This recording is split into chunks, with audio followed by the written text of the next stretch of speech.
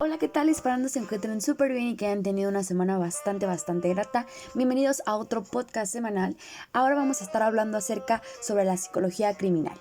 Esos temas que a lo mejor no hemos tocado con anterioridad porque pues hemos visto a lo largo lo laboral, incluso la neuropsicología, pero ahora vamos a hablar de lo laboral. El tema de hoy va a ser el perfil criminal dentro de la psicología. Yo sé que hay muchas dudas, hay muchas inquietudes, pero poco a poco, al paso de este podcast, vamos a ir desmenuzando cada una de sus actividades. Quédate para que sepas más información.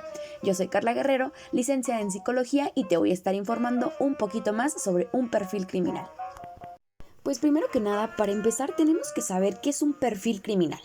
Y bueno, el perfil criminológico va a ser una técnica donde nosotros vamos a buscar describir, explicar y predecir las características demográficas en cuanto a edad, sexo, ocupación y también psicológicas, que es lo que a nosotros nos atañe, como son los rasgos de personalidad y motivación. En este caso, en este sentido, de la persona que ha cometido un delito y de quien se desconoce su identidad. Es decir, ¿qué hay detrás? ¿Qué fue lo que la motivó a hacer este acto criminal? Y que pues obviamente a nosotros nos permita medir el nivel de peligrosidad de esta persona y pues literal caracterizarlo en ya sea violentos, en homicidas, en asesinos o también pueden ser asesinos en serie. Es decir, este modus operandi que pues generalmente tienden a entender este tipo de personalidades. Es muy importante tener en cuenta que dentro de este perfil criminal van a existir dos métodos bastante importantes. Número de ellos va a ser el inductivo. El inductivo básicamente nosotros nos vamos a encargar de estudiar esos patrones de conducta, pero ¿qué teorías tenemos nosotros bases como psicólogos o como psicólogos en formación para poder tener un poco más esclarecido este tema? Bueno, la primera teoría, pues vamos a hablar precisamente del conductismo, que es una teoría que literal nace de grandes autores como lo fueron Watson, Skinner y Pavlov, con ya su gran conocido condicionamiento clásico y condicionamiento operante, ¿no? Sabemos que estos es estímulo-respuesta, castigos reforzadores ya sea positivos o negativos, y que eso básicamente se va forjando en base a las experiencias. Y bueno, hay tres autores que decían que esto se va aprendiendo en base al proceso cognitivo, que tiene que decir en base a la experiencia, que obviamente esto lo vamos a encontrar nosotros en la infancia. Ya sé que esto es un tema un poco psicoanalítico, pero sí, es donde nosotros resignificamos las cosas. Ya lo decía Bandura, B. Hope y Reeves, que son los autores que precisamente hacen este marco de que nosotros a través de un proceso cognitivo, como es base la experiencia, es como nosotros vamos a literal a tener esta respuesta, este estímulo y la conducta. Pero no fue hasta Tolman que fue el que nos dio el paso como cognitivo, como una forma de conducta en base a lo que habían aportado los autores ya antes mencionados. Hull, por otra parte, decía que estos son impulsos que atraviesan los sistemas y pues obviamente dan como resultado un comportamiento. Él aquí hace la interrogante de ¿por qué crees tú que lo haces? Y bueno, dentro de este ámbito es importante saber que la motivación criminal parte de la ontogenia, es decir, la autoorganización, la filogenética, la adquisición de las conductas. Y obviamente en la adquisición pues tenemos a la ya teoría mencionada, el conductismo. Otra teoría que también nos va a explicar precisamente la motivación de un criminal, puede ser como bastante precaria también, es precisamente este autor que lo es Maslow. Maslow, a través de su pirámide de Maslow, sabemos que son 5 peldaños para llegar a la ya tan famosa mencionada autorrealización, donde como primer peldaño tenemos las necesidades fisiológicas, las necesidades de seguridad, afiliación y de reconocimiento. Sabemos que estas fases son muy importantes para que el ser humano pues sí, se sienta autorrealizado. Sabemos que esto no va a ser algo fijo que tenga un plazo porque pues van a ser medianamente cubiertos. Pero ¿qué pasa cuando en esa infancia a una cierta edad viene la caída de los ídolos? Esas personas que nosotros pensamos que nunca nos fallarían y que pues de alguna u otra forma nosotros los veíamos como un todo. Eso es una resignificación experiencial que vive en gran parte de este tipo de perfiles criminológicos. Vamos a encontrar desde sexuales hasta violentos dentro de este perfil. Pero bueno, ¿cuál será el objetivo de hacer un perfil criminal nosotros como psicólogos criminales? Pues básicamente nosotros queremos pues proveer las características del delincuente para ayudar a los investigadores a disminuir el número de sospechosos basados en las características de la escena del crimen Ya como lo sabemos, pues dentro de la victimología existen los famosos ya interrogatorios, que de alguna u otra forma eso hacen que nosotros pues podamos ver como las características. Obviamente nosotros pues sabemos que existen un sinfín de carreras ajenas a nosotros que pues también nos pueden ayudar precisamente a pues sí, a contribuir a este perfil criminológico. Las preguntas importantes para cubrir dentro de este perfil es ¿qué?, ¿cómo?, ¿cuándo? Y ¿cómo? Son preguntas que, pues, si se dan cuenta, son bastante sencillas y que hasta niños pequeños de 4 o 5 años es lo que primero empiezan a preguntar.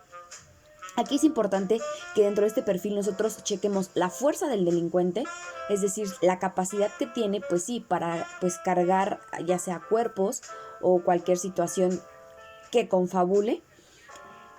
Y también va a estar esto muy ligado pues al fenotipo del criminal.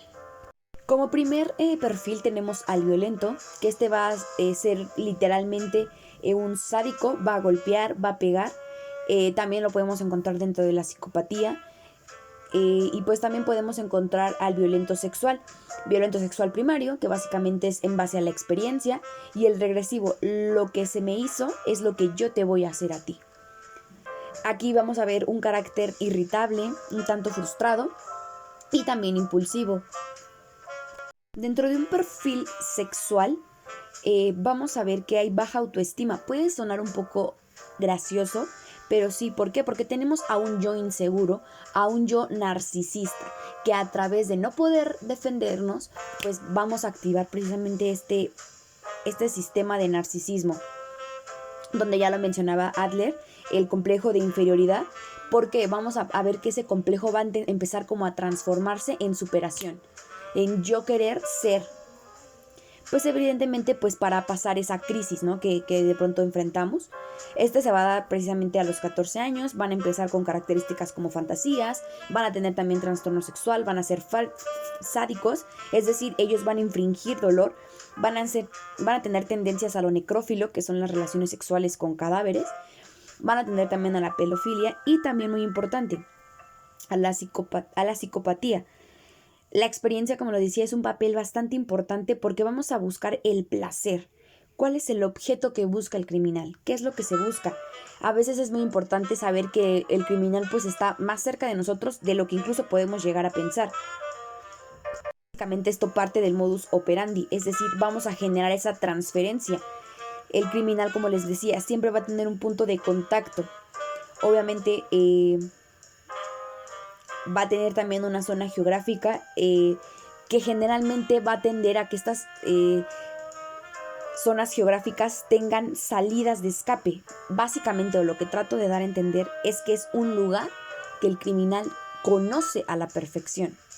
Es por eso que para tener los elementos específicos para la realización de este perfil es necesario contar con la escena del crimen, el perfil geográfico, que ya lo mencioné, el modus operandi y la firma del asesino y victimología. Es decir, pues sí, la manera en cómo ha estado desenvolviendo estos hechos.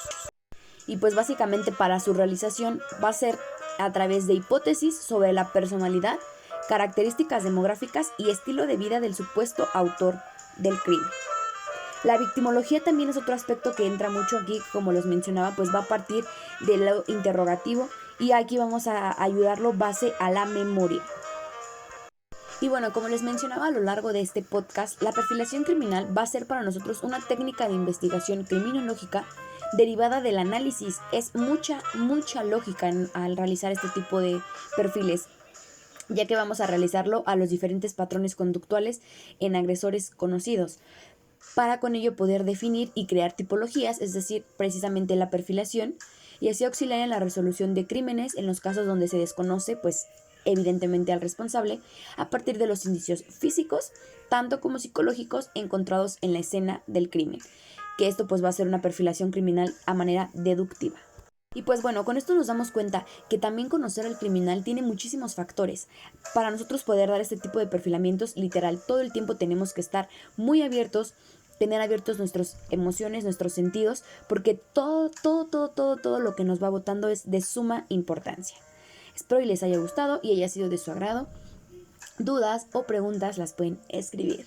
Esto fue el podcast semanal.